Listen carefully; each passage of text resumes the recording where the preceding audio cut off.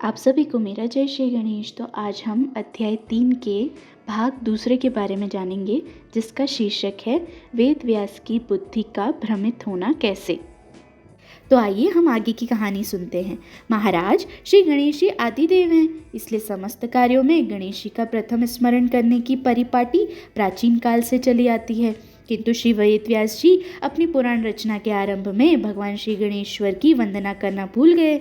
उसके फलस्वरूप उनकी स्मरण शक्ति क्षीण होने लगी। वे अनेक मुख्य बातों को भूल जाते। बहुत याद करने पर भी अनेक बातों में उन्हें सफलता न मिलती।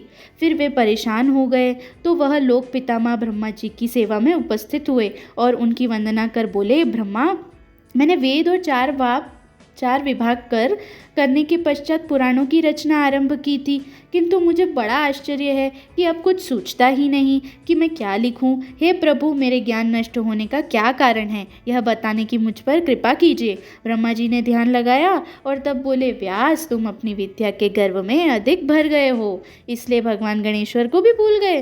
तुमने पुराण रचना के आरंभ में उन आदिदेव की वंदना और मंगलाचरण तक नहीं किया, तब फिर तुम्हारा ज्ञान क्यों न नष्ट होता। अब तुम गणेश जी को ही प्रसन्न करो। ब्रह्मा जी को अपनी भूल का ज्ञान तो हो गया, किंतु उन्हें गणेश जी के विषय में अभी कुछ भी स्मरण नहीं आया। इसलिए उन्होंने विनयपूर्वक ब्रह्मा जी से पूछा, हे प्रभु, मुझे गणेश जी के विषय में कुछ भी ज्ञान नहीं है। आप बताइए कि गणेश जी कौन है, उनका स्वरूप कैसा है, उनके चरित्र की विशेषता क्या है। ब्रह्मा जी ने कहा, सत्यवती नंदन, गणेश जी तो सर्वाधिक प्रसिद्ध एवं महामहिम परात्पर ब्रह्म हैं। आगम शास्त्र में उनके 7 करोड़ मंत्र उपलब्ध हैं। उनमें षडक्षरी और एकाक्षरी मंत्र अधिक सरल है। जो उनकी उपासना करने वाले भक्त हैं, उनके दर्शन करने से भी समस्त विघ्न नष्ट हो जाते हैं। एक बार शिव जी ने उनकी स्थापना विधि पर प्रकाश डाला था, उससे मैं तुम्हारे प्रति कहता हूँ। हे व्यास, प्रातः काल शौचादि से निवृत्त होकर पवित्र जल में स्नान करें और शुद्ध वस्त्र धारण करके श्रेष्ठ आसन पर पूर्वाभिमुख बैठकर आचमन, प्राणायाम और मानसोपचार द्वारा पूजन करके प्रणव बीज मंत्र के सहित अनेक उनके षडक्षरी या एकाक्षरी मंत्र का अनुष्ठान विधि पूर्वक जप करें। जब तक भगवान गजानन के स्वरूप के दर्शन हो जाएं, तब तक जप अखंड रूप से निरंतर चलता रहे। इस प्रकार की आराधना करने पर भगवान श्री गणेश्वर अवश्य प्रसन्न हो जाते हैं।